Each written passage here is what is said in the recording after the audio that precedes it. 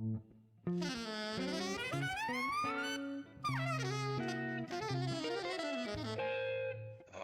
Jazz.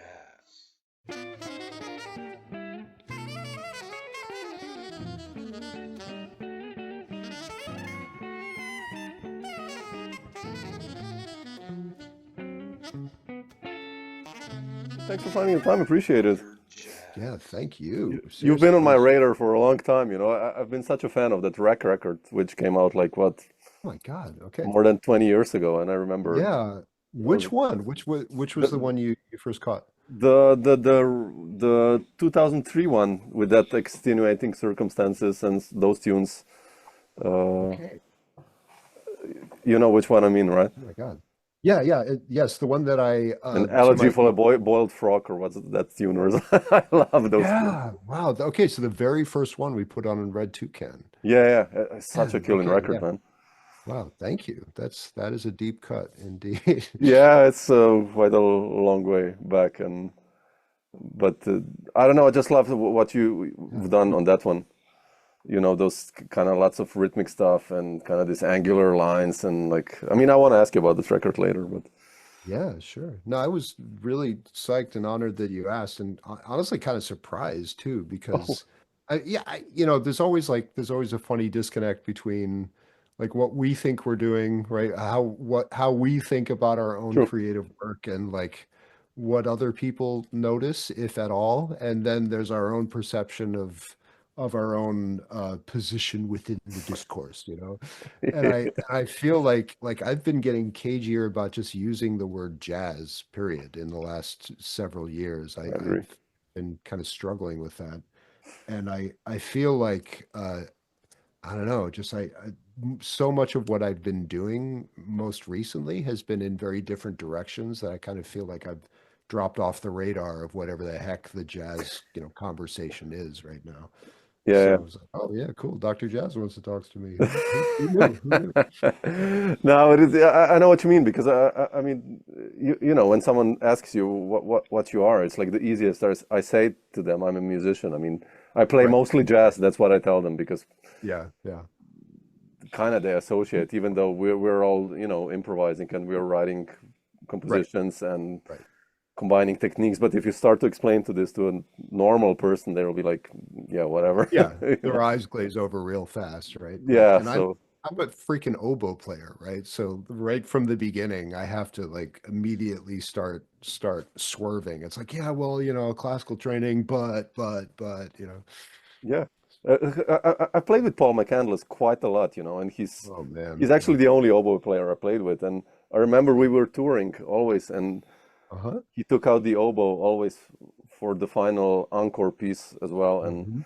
the whole audience was just like, like why did you decide for the oboe? I mean, what's the story there? Because it's a quite Yeah. unique What instrument. why did I decide the oboe? Yeah, why did you decide to play the oboe? Actually, I mean, Because I was freaking 9 years old and I had no idea. I mean, good in answer. the US, at least a few decades ago, so much of the narrative is so much of it was about like what's available in public schools, right? And I was Okay. just super lucky to be honestly like what I now kind of look back, especially now like teaching college. I'm like, man, I was kind of a last generation of American public school students who it was a given that you were going to get a robust arts education if you wanted it. Mm, Right? It's so much more complicated now and it's ugly. And imagine, yeah. I'm not even talking about the last 4 months. We can avoid that unless we really want to go there. But um the so yeah, I just, it's like the shtick was that a band from the local high school would come around and visit the elementary schools early in the school year, and the kids would be like, "Okay, here's the instruments," like introduce you to everything. And if you want to be part of the band, if you want to pick up one of these instruments, you're going to get an opportunity, next week. Come on down to the band room. And the joke for me was like, I am of a precise generation that I went to see Star Wars: A New Hope in the theater for my 6th birthday, Ooh, okay. summer 1977, right? So, um, the as a kid that age, like totally obsessed with the movie. It's like the Creature Cantina theme and all that, like Yeah. the Dixieland send up that they were doing. It's like in these weird things that look like sci-fi bassoons, right? So as soon as I saw the bassoon, it's like, that's it. That's what I want to play. That's the weirdest looking instrument. That's totally nuts. Like all the boys in my class are either playing trumpet or saxophone. All the girls are playing clarinet or flute. That's so stupid. What's weird? What's more interesting, right?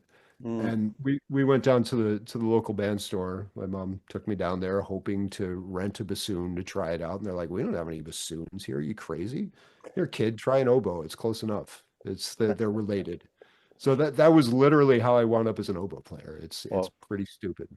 Interesting. No, it's not. It's a quite a cool story. What about then? I mean, obviously you went through the oboe classical Yeah, education, but when does improvisation come into your kind of yeah. shtick that you said like shit, I want to investigate more, or jazz? I mean, like, if Very slowly and very clumsily, and uh, kind of backwards, right? And again, it's like it's funny how specific these things always are to like however we define our generation, right? It's like so. I grew up in a town that had a really good college radio station, and right about when I hit adolescence, that meant punk rock. That meant hardcore, uh, post-punk, industrial music, the aftermath of when new wave, you know, basically before new wave really became pop and hit the top 40 charts and everything. So that really captured my imagination as a teenager. It was like, here's like I found my tribe.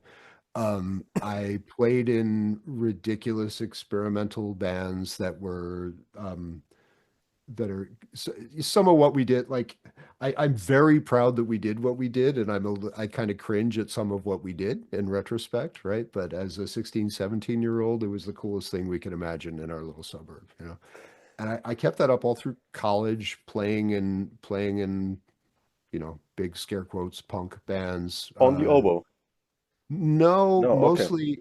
mostly on synthesizers. That Ah, thing you okay, see okay. behind Yeah, me yeah, has been in okay. my life since 1988.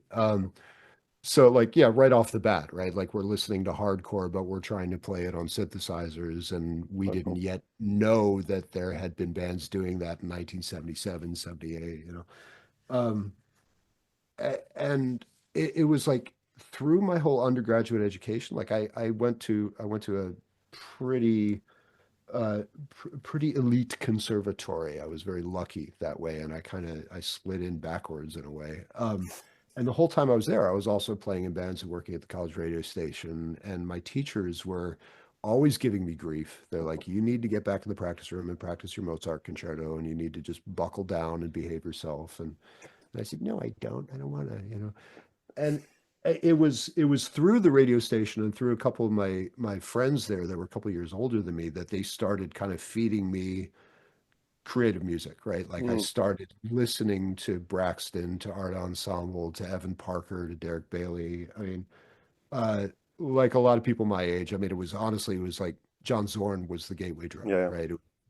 That was what kind of brought me over from post-punk and noise and grindcore and things like that. It's like, wait a minute, wait a minute. What if this is acoustic? What if this was, played by black men 40 years ago? That's really interesting. Mm, Um, and I didn't actively start improvising and calling it improvising until I got to Ann Arbor, where I did my master's degree.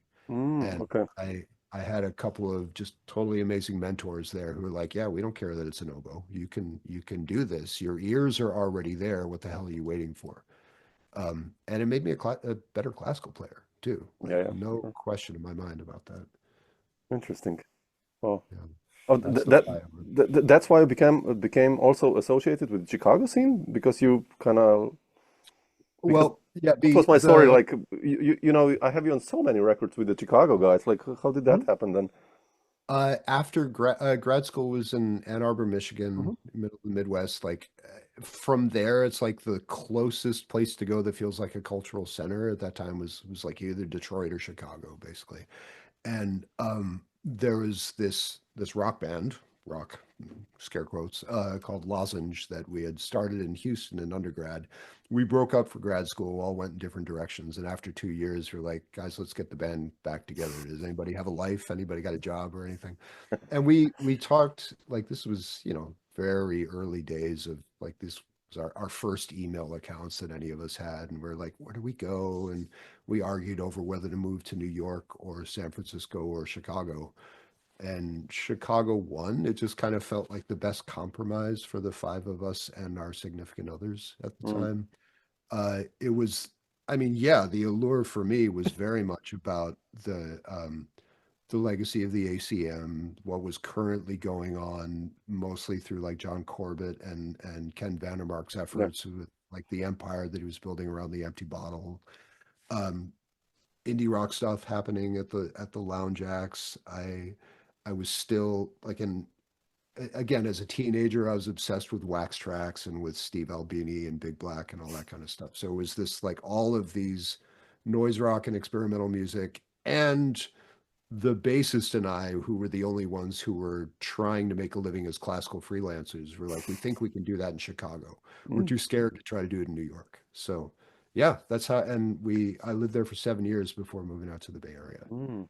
Yeah, you caught actually. I mean, I did this talk with so many guys you played with, from Jeb Bishop to Fred Hmm. Longberg to Michael Yeah, Zerang yeah. to Yep, Tim yep. Daisy and all these guys. Uh-huh. And you actually caught that train of still of this kind of second revival, I'll put it like that. Yep. You mentioned Corbett and Yeah. Vandermark. Like, how Yeah. was that like for you, coming with your oboe and Oh, it's who were the first improvisers that you got to play with? I mean, obviously you played with everyone then in the end, but yeah.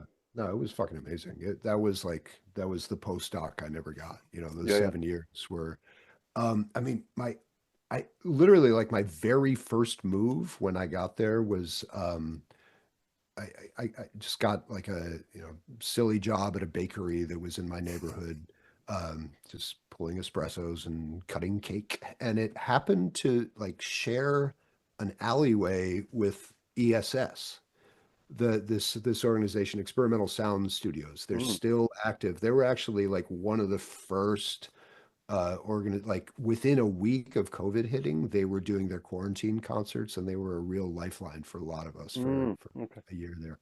But they were in a different space back then in the late 90s.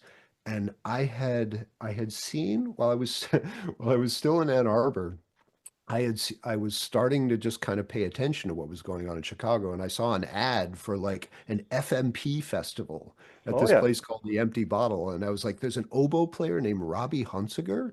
What the heck? I'm gonna go back and look at my FMP records. I don't remember seeing like who is this dude?" And it turned out that first of all, Robbie was not a dude, and she was an amazing player who um I, had classical training, had like orchestral playing, and at a certain point just kind of flipped. Uh, so like the first week we moved to Chicago, I went down to the Empty Bottle, and I don't even remember who she was playing with, but she was playing with somebody, and we exchanged numbers and everything, and then it turned out she lost my info, but was doing a workshop at ESS a couple of weekends later, and like at a break they came in for coffee, and she's like, "I found you." And so one of the That's very first amazing. groups I played with was this trio called Corvus with two oboes and a bassoon. Oh wow. Yeah. And from that, like I went to shows like every night and just very quickly started meeting people. Um,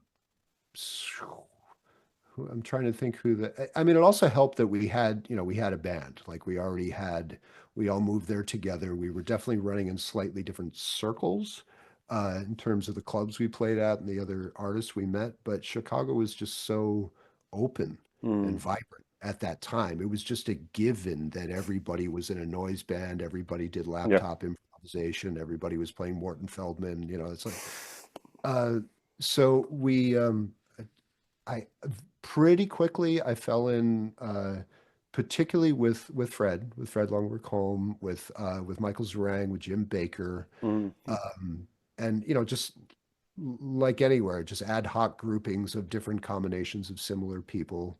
Um, one of the working groups that gradually came together was a trio of me and Jim and Michael. We played together a ton. Really? Wow. Yeah, and then just, being invited on other people's projects little by little. Scott Rosenberg Yeah. moved to town like a year after that, and we really hit it off. And my first recordings we kind of put out collectively on Yeah, his yeah. label, you know. So yeah, and it's funny because Rack was kind of, in a way, like Rack was kind of the end of the chapter of my Chicago life. It's like after being in the midst of this for 5+ years, I was like, okay, I think I'm brave enough. I think I'm finally ready to try to be a band leader and to try to make a statement. Like, if I called Jeb and asked him to be in my band, would he say yes? Yeah, Right. yeah, exactly.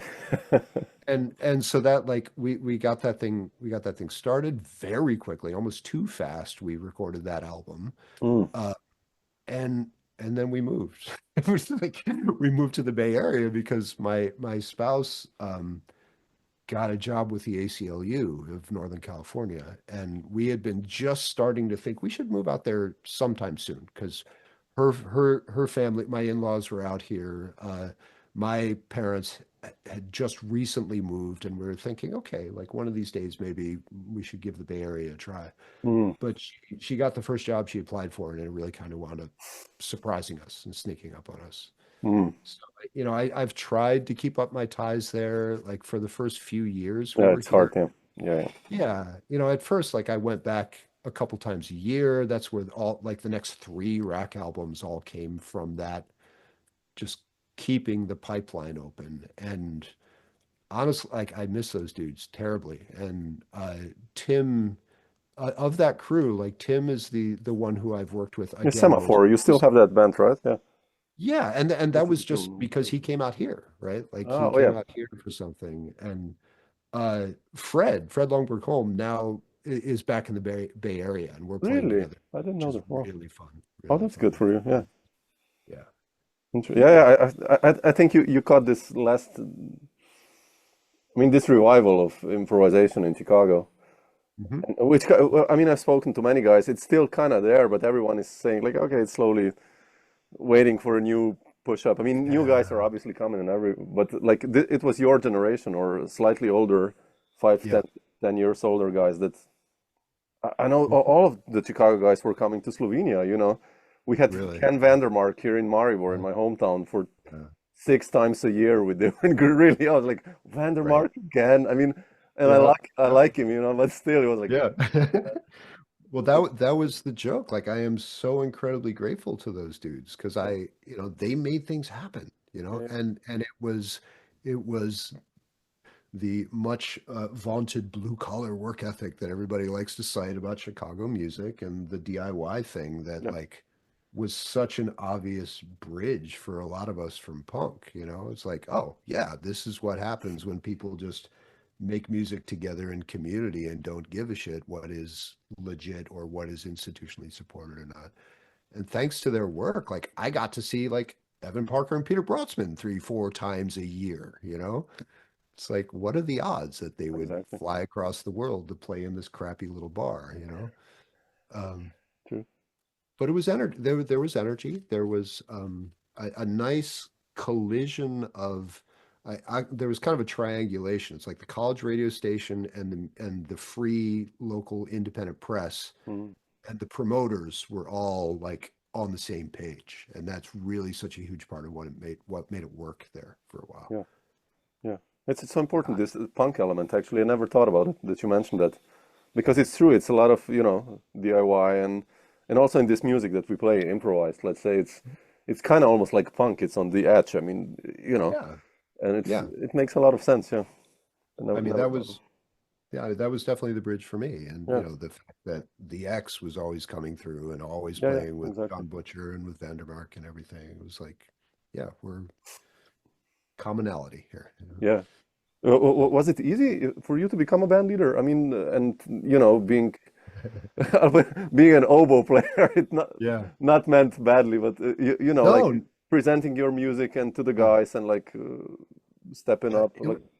it was hard, and I was scared, and that's why it took me that long, Mm, to feel brave enough to do this. And part of it was was realizing it's like, look, nobody, I, I'm not going to be anybody's first thought as a sideman, right? Because my instrument is so weird, it's so limited, really. It's like just the volume alone Yeah, is a that's the is only, a yeah, problem yeah. if you're thinking like fire breathing, big shouldered free jazz or anything like that, you know.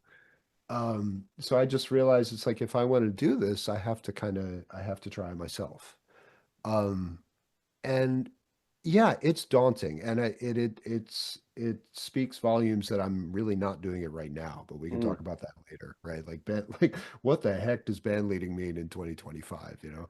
Um, but at that point, it was just I was super grateful. I guess I had established enough mutual respect with these dudes. It's like I'm not I, and I, that I applied for a couple little seed grants, and I really wish I had figured out that world a lot sooner than I Mm. did. Yeah, I know a lot more now about, arts admin and how to kind of function as a as an artist outside the marketplace than I did then, right? Because it was just like, oh yeah, we just play in a basement. Doesn't matter if anybody's here or not, right?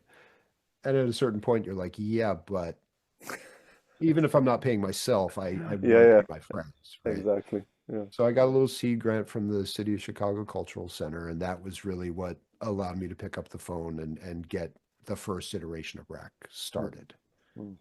Interesting. Um, How did you solve the loudness aspect actually?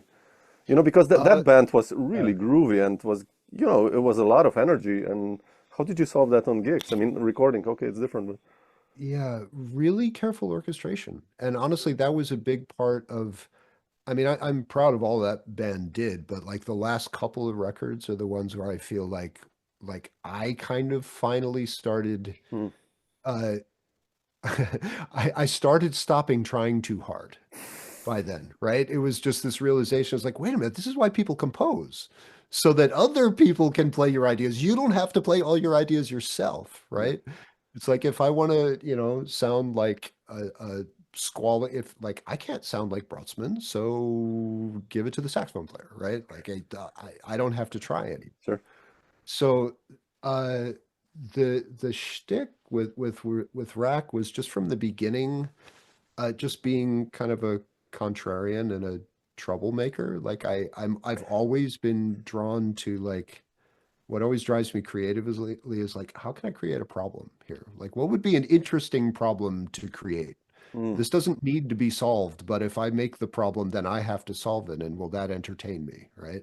So, like the rock band I mentioned, when I wasn't playing the synthesizer, I was playing a freaking electric accordion. Totally ridiculous, completely ridiculous. Shouldn't have happened, right? So from there, it's like, oh yeah, if I can do that, like I guess I can play free jazz on the oboe. yeah. Um, so the instrumentation of Rack was really intentional. It's like I want all of the also ran jazz instruments. I don't want any, I like there's no trumpet, there's no saxophone. And I obviously I love the love that instrumentation. music.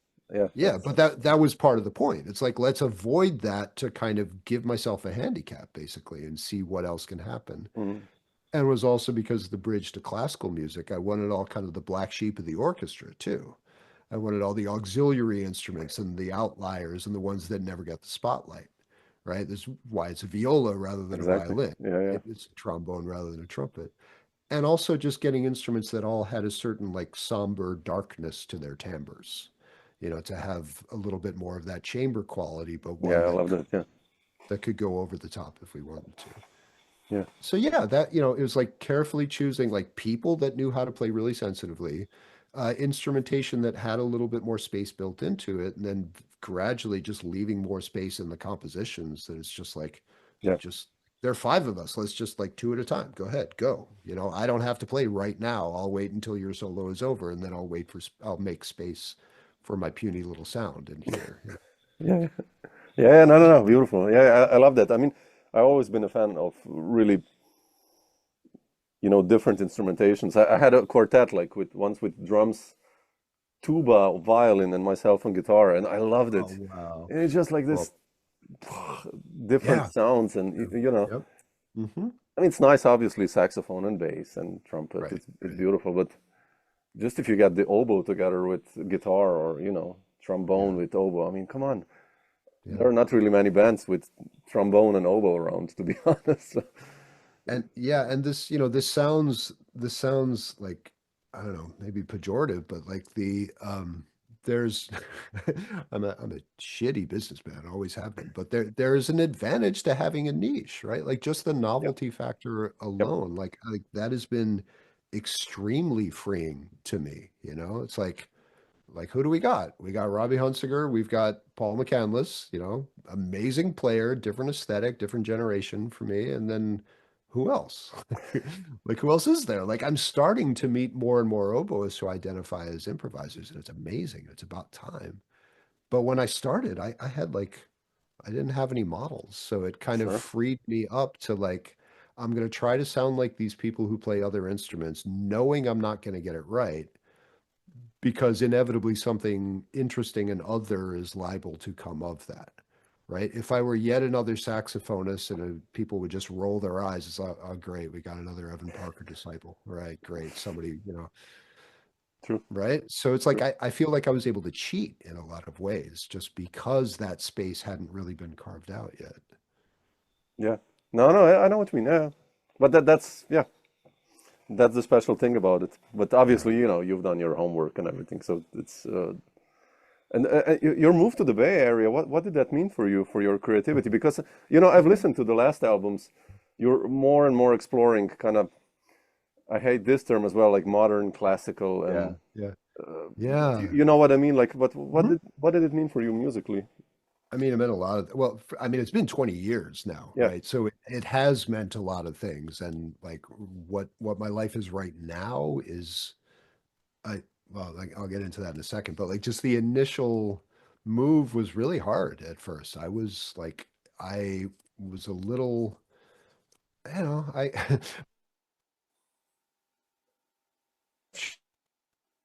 Chicago, we were getting to the point where my band could like get first dibs on all the cool opening Mm, slots. Like our favorite weirdo rock bands came through town and we got called open for them. And it was fun. It felt fun to like, it's like, oh my God, how did like somehow I'm this guy that I walk into a bar and people are like, oh, Kyle's here. It was just for a conflicted Leo, it was a really very heady, very, very intoxicating time and place to be young.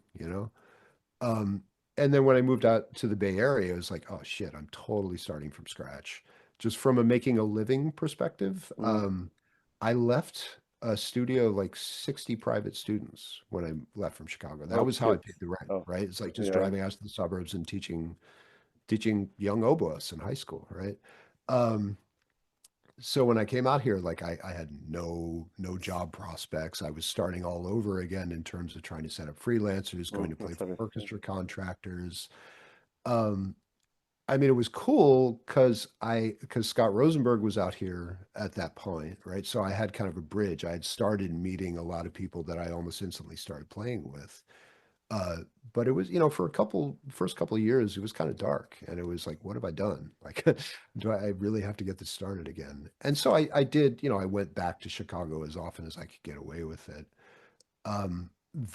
In retrospect now, the funny shift that happened when I moved here, um, oh God, that kind of split personality I was talking about from college and everything. It's like because of that, I never really did that much playing contemporary classical Mm, music okay. until I moved to the Bay Area. And it's funny because I always loved that stuff. When I was an undergrad, I was like, this is what I'm going to do. I'm going to be the oboe player who plays Berlioz, Stockhausen, Xenakis. Yep. Like this is the dream, right? And um, when I finally started trying to play that music in grad school, it scared the crap out of me. It was really daunting, and I couldn't quite wrap my head around it. And I didn't really, I mean, my oboe teacher was super supportive, but other than that, I didn't see any network. I didn't see an outlet for it, right? So getting to Chicago, it's like, okay, I could practice the Berlioz sequenza for 6 months and never have a place to play it, or I could go hang out in the basement of myopic books like right now and play awesome music right now with people who are in town from Boston and Osaka and Berlin. Like, Mm, why the hell wouldn't I do that? Um, so when I got to the Bay Area, through the, big picture improv, creative music, new music, whatever the hell you want to call it, scene, I fell in very quickly with Matt Ingalls, and I still work with Matt all the time. He's a total champ. He and a couple of other friends, Chris Jones, Chris Burns, David Bethel, had started this organization called SF Sound. And the joke with SF Sound, at least in those early days, was like these were people coming together from very disparate, allegedly incompatible corners of the contemporary classical music Mm, world. There are people like coming from Mills College and Stanford, which at this point were like diametrically opposed in terms of like what you were supposed to put on the page and how you were supposed to notate music. Uh, but these dudes were all friends and they were all troublemakers. So it's like, how can we, like, what would happen if we tried to run a new music ensemble like a garage rock band, right? What if we just did stuff? What if we played covers of Darmstadt era, avant-garde music? We don't have the right instrumentation, but we can do a cover of it, right? We can mm, play this with who we've got, and we can kind of find the overlap, this like what's in the middle of the Venn diagram. If we like slam Anthony Braxton and Brian Ferneyhough together, like what is there to be explored, yeah. right? So I started doing that really uh, vigorously and with great joy for the first few years that I was here, and gradually through just sheer persistence, I started getting like I start the words started getting out that like if you actually have money and you want to pay an oboe player to do this stuff that most oboe players don't want to touch, he's your guy, right? So at at this point, I'm a member of two of the regular contemporary music ensembles here in the Bay Area, and I have subbed with like every other one.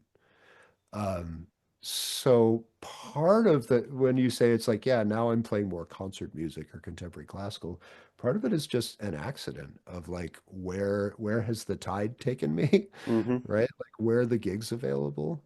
Um, Now, as of 2 years ago, I'm a full-time college professor. Like after all these years and never like not getting a doctorate or anything, I've kind of slid my way backwards into that position.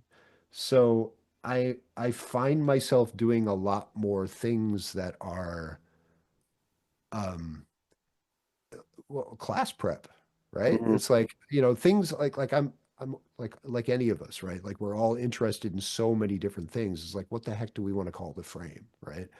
So now because my money is not huge, but I actually have a paycheck for the first time in my life, right? So because of that regular paycheck, it's like what do I want to tug at? What's interesting? And what do I need to kind of research to be a better teacher? So I'm kind of digging in a little bit more. It's like, wait a minute, I have never made an album of like compositions for solo oboe, Oh, that's how right? Off Rivers happened then.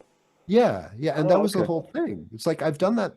I've done my own stuff. Like I play with composer performers all the time. But like if I'm an oboe professor, what would it mean for me to front as an oboe professor? What do oboe professors do? Oh yeah, that's right. They go on record as playing other people's music. So it's like, all right, like what does that mean to me? Like somebody Mm. who is an improviser and who fancies himself a troublemaker, what would like an oboe recital mean to me? So the pieces are weird. They're all bespoke. Half of them were written for me. They all require some semblance of improvisation. Hmm.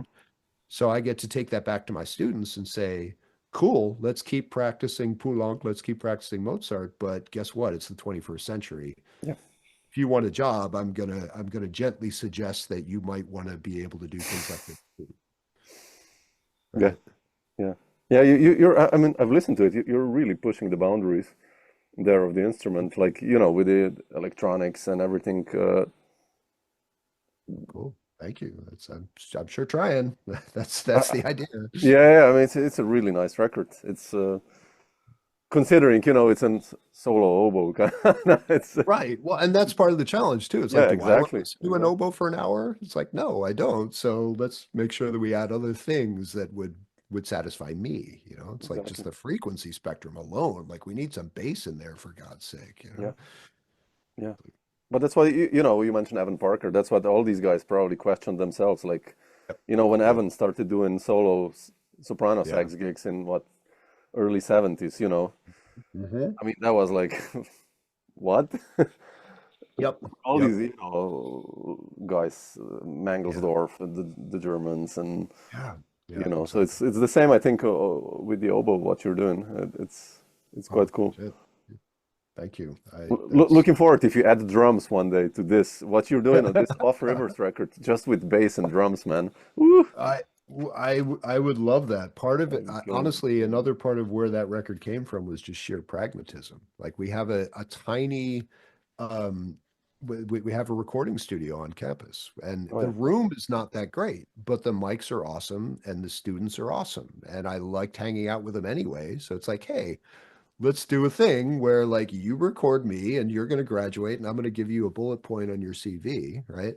So doing just solo stuff worked made perfect sense in that room. Um, the next, like I did my faculty recital this past fall was with the percussion mm, instructor. And we did some out stuff. We definitely did. We played this amazing piece by Vilfredo Terrazas. Do you know this dude at no, all? no, no.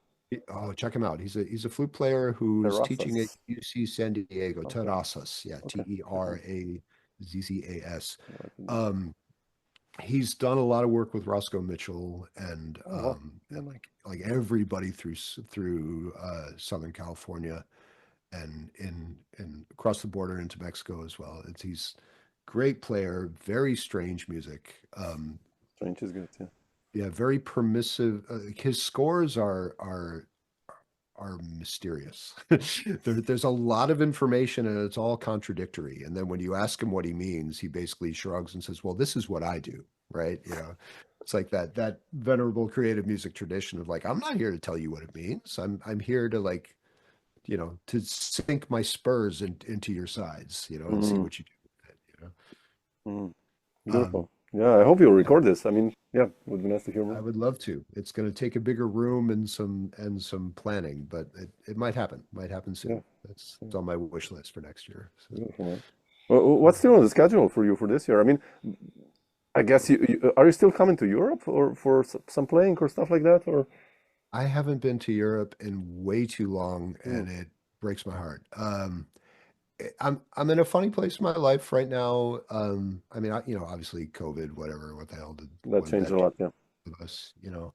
And we've got a kid. She's got 1 year left in high school. So right now, I kind of feel like if I don't make the scene, I don't give a damn. I just want to hang out with this human before she leaves our Yeah, I house, hear you, right? man. Our daughter is 2.5 years old, and I feel the Oh, same. wow. I do as Okay. least touring as possible, you know. Yeah, yeah, yeah, Really, yeah. yeah. Yeah, and it I comes hear in it. waves, Yeah, right? Like I yeah, when she was just born, you know, there was a real dip there for a minute, and then whenever I did do anything, I kind of hated it, and I felt really guilty. I'm the same. Yeah, I and hear then you know, it's like she got established in school. It's like okay, it's like maybe it's not too crucial if I disappear for a week or something, and now it's just like she doesn't even necessarily want to hang out with us, but I don't, I just want to be here in case she is, right? Like even if it just means picking her up from the cast party she's going to tonight, that, you know, she'll probably want to be picked up at 2 a.m. if we're lucky. So, um, Exactly. yeah, but just hypothetically, you know. So yeah, no Europe in the immediate future. I I don't know, maybe in 2 years, yeah, like in 2 years, will any of us have passports? Like, will we be able to cross borders? Shit, if I know. But Yeah, yeah, that's a yeah. um, Let's see. so yeah, I would love to get back over there. Like even with all that, I only took Rack over there once. I've only done two like real tours Oh, of shit, Europe. really? You Oh, know, wow. like one solo, you know, a couple one-off gigs here and there, but like one solo tour in 2000. God, Wow. it was a freaking lifetime ago. And then with Rack in 2012, was it? Yeah, Maybe? it's heavy. Yeah, to bring a quintet, I mean, Yeah. that's so heavy, man. Yeah, Yeah. Like financially. most of it, yeah. So like most of the kind of day-to-day work that's creative. Like I don't, I still put on a tuxedo and sub with orchestras and things like that. But the best overlap in my life right now, the thing that is like a money gig and something that I really love and care about creatively, Splinter Reeds is the biggie right now. Oh yeah, yeah, yeah. Oh Read yeah, about you've that. heard that. That's I mean, like awesome. this Winds Quintet, right? The Yeah, yeah, it's a reed quintet specifically. So oh, okay. that's I play in a wind quintet too, which is also awesome. And it's called Quinteto Latino. We do nothing but classical, like generally conventionally through composed music by all exclusively composers who identify as Latine, Latinx in the U.S. and throughout Latin America. Um, but what Splinter Reeds does is like you kick out the flute and the French horn, and you replace them with a saxophone and a bass clarinet, and then somehow it's like suddenly you get this this blend that has a little bit more of the magic that a string quartet has, for Mm-hmm. example. And we can play loud as shit if we choose to, especially because our bass clarinetist and like really prides himself on his lungs. Um, and we like that group has been such a blast. We're going on 11 years now. Oh, We do a lot of academic residencies where student composers will try out crazy ideas and we'll tell them why they don't work and then we'll do them anyway and we have a blast. We just got back from a week at Cornell University oh, beautiful. and we're going back there again next year for another round of that. But I'm not sure when you're going to post this, but next Sunday, we're playing at the Long Play Festival in Brooklyn, Oh, wow. uh, East Coast. which is a huge deal for us because the bang on a can aesthetic world is like, I mean, they've been a big inspiration to us individually and collectively as a group. Hmm. A lot of the first things that we started commissioning as a group were really coming out of this kind of post-minimalist school, Yeah. like very aggressive, propulsive. We branched out in many different directions since then, but it's really it's like it's part of our DNA. And our last album had a gigantic piece that Michael Gordon wrote for us I'll have to on it. check it out. Yeah, the album's called Dark Currents. It's on Cantaloupe Records. Okay. But that organization, Cantaloupe Records and Bang on a Can, they're the ones who organize this festival. And we're going to do a full program of Paula Matheson's music there. Hmm. Paula's a very interesting, Check these guys out. No, no. yeah, good stuff. Very good stuff. Multimedia, electroacoustic, Hmm. uh, borderline theatrical, and like very moving. Paula's got a yeah their music is magic. I'm not quite sure how they do it, but uh yeah. So that's a week from today. Like I can't believe I'm flying all the way across the continent again after having just come home. It's stupid, but we're excited about it. The festival is, I mean, it's crazy. It's like Tamika Reed is Oh, wow. playing a few different settings, Emmanuel Wilkins, Peter Evans, like, Hmm. and all these new music composers. Fantastic. And Moritz von Oswald is doing a DJ set too. So it's like it's all over the map. Um, and we're really excited to be part of it. Fantastic, man. Beautiful. That's yeah.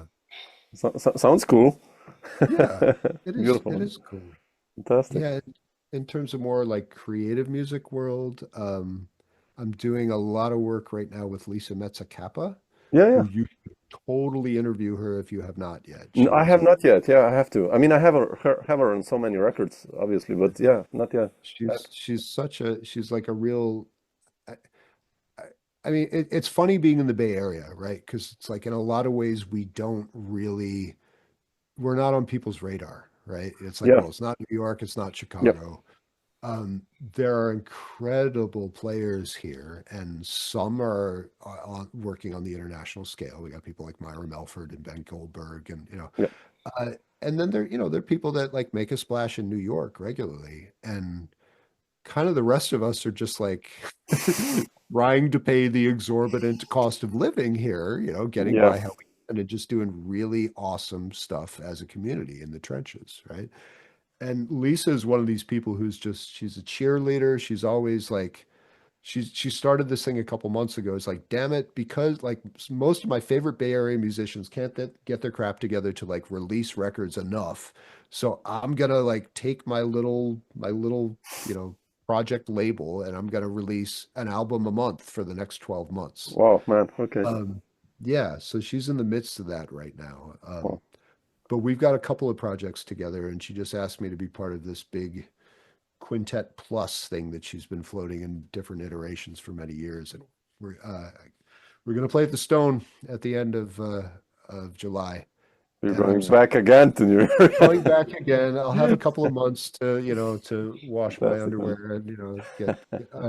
But I haven't played at the Stone since it moved from Alphabet City. Like I haven't been there since it moved up to the new school, and I'm Mm, really looking forward to that. beautiful. So Fantastic, man. yeah, I have a Beautiful. carrot. Yeah. Cool. Yeah. Wow. Thank you, sir.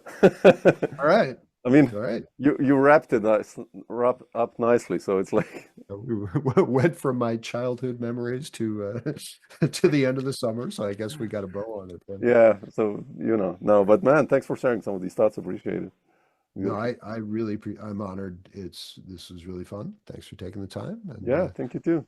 And if you're going to yeah, be in Europe, drop me a line. We have a guest room here. You're kindly invited. And thank you. Well, same thing here. This room I'm in has a half bath and a fold-out couch. It's actually comfortable. So thanks. I hope we get to play one day live, or yeah, please, let's it'll be, figure it it'll be out. beautiful. Once my kid's in college, I'll be Yeah, chomping for at me that'll take some time, but yeah. right. Okay, so I'll have to come to Hopefully you before my first. kid goes to college. So. But yeah, Awesome. cool, All man. right, man. Thank I'll send you a you. link when this is out, and I'll let you know. Perfect. I really appreciate it. Cool, man. Okay, Stay take strong. care. Okay, ciao. Ciao.